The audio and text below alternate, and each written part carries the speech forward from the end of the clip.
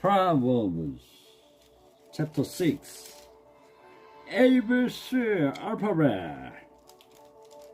My son, if you have put up security for your neighbor, if you have stuck hands in the pledge for another, if you have been trapped by what you said, ensnared by the words of your mouth, then do this, my son, to free yourself.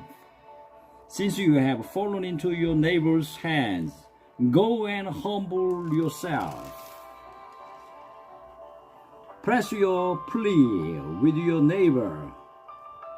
Allow no sleep to your eyes, no slumber to your ears.